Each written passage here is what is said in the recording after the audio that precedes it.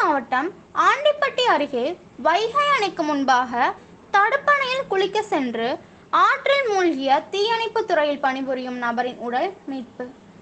இரண்டாவது நாளாக தேடும் பணியில் ஈடுபட்டுள்ள 20க்கும் மேற்பட்ட தீயணைப்பு துறையினர் உடலை மீட்டனர்.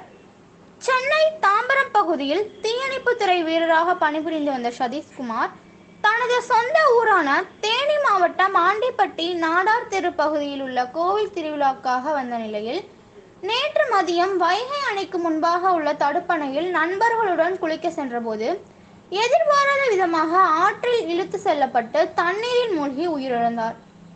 இதையடுத்து சிவகங்கை மாவட்ட பாசனத்திற்கு திறக்கப்பட்ட தண்ணீர் நிறுத்தப்பட்டு அவரது உடலை தேடும் பணியில் ஆண்டிப்பட்டி கடமனைகுண்டு பெரியகுளம் பகுதியில் இருந்து 3 தீயணைப்பு வாகனங்களில் வந்த 20க்கும் மேற்பட்ட தீயணைப்பு துறையினர் நேற்று மாலை வரை தேடியும் உடல் கிடைக்காத நிலையில் இன்று காலையில் இருந்து 2வது நாளாக தீவிரமாக தேடும் பணியில் ஈடுபட்ட போது உயிரிழந்த சதீஷின் உடலை மீட்டுள்ளனர்.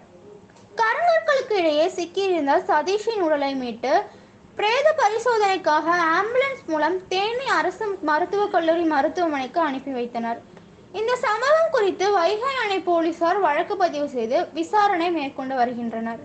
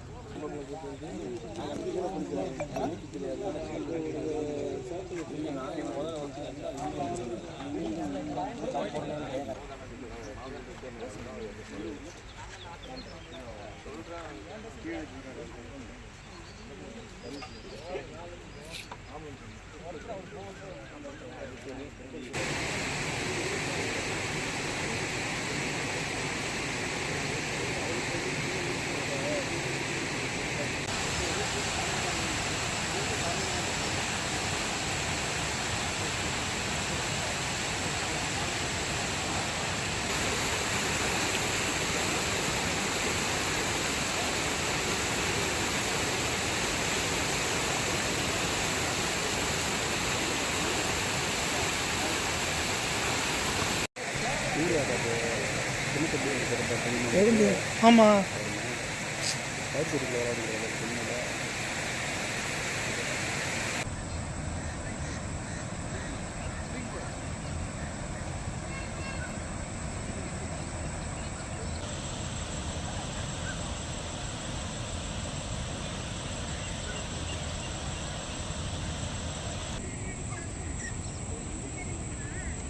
விழுந்தது ஒரு ஃபயர் சர்வீஸ் மேன்.